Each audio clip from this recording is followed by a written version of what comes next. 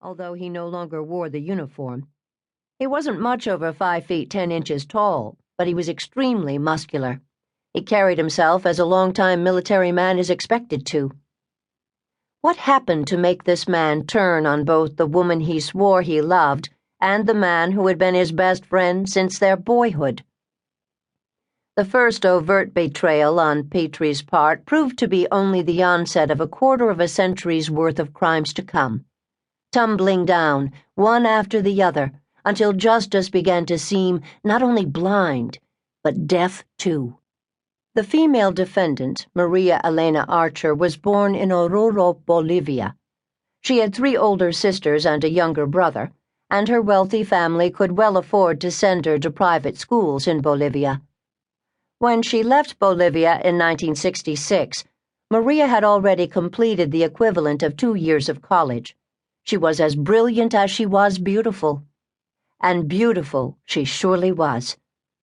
Maria went first to Ohio State University in Columbus, but the campus and the city were just too big and overwhelming for the 18-year-old, and she moved to Corvallis, Oregon, where she attended Oregon State University. She attended college there for almost 3 years, excelling in her studies and attracting the eye of more than a few male students. It was Dennis Archer who won her love after they met in class and began dating. Dennis was a handsome, solid young man about to graduate with a degree in electrical engineering, which would make him a sought-after candidate for a career in the Navy. The husky American and the flower-like girl from Bolivia made a storybook kind of couple when they married in Corvallis on December 27, 1969. Dennis's first duty station took them to Pensacola, Florida for 4 months. Home of the Blue Angels, the Navy's incredibly synchronized jet flying squad, Pensacola had charming old houses and white sugar sand beaches. They were lucky, too, when Dennis was assigned to a naval base in Corpus Christi, Texas. Again, they stayed just 4 months before another transfer.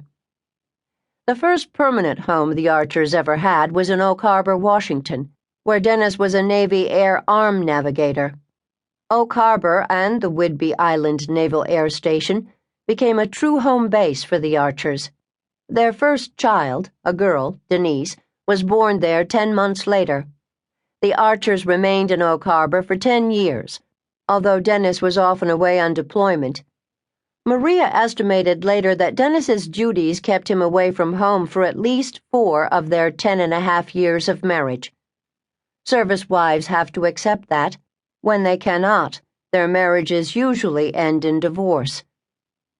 Dennis Archer rose rapidly through the ranks, and he was a lieutenant commander by the late spring of 1980. He and Maria purchased a home on North Fairwood Place in Oak Harbor, and she was involved in activities both as an officer's wife and as a member of the community. She was totally devoted to her 2 children. A son was born a few years after Denise. Besides keeping an immaculate house, Maria loved to cook, to paint, and to study. Like all service wives, she had to make a life for herself and her children, one that was not dependent on her husband. When Dennis was home, they were a regular family, but for much of the time she was basically a single mother. As idyllic as it sounded, things were not rosy in the Archer marriage. Their story is far from unique. Maria took much of the blame for the trouble, wondering if their relationship had faltered because she worshipped Dennis too much. "We weren't on the same level. There was a lack of communication," Maria said. "Dennis wasn't willing to work out the marriage problems. His job was very important to him, and there was family pressure. We had counseling about 4 or 5 years ago, but I just couldn't get close to him." As Dennis Archer trained to leave on another deployment in November 1979, Maria prepared to be alone again. She and the children would be alone for Thanksgiving and for Christmas.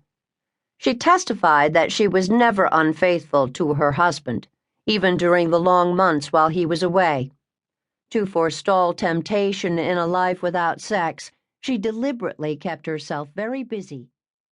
Maria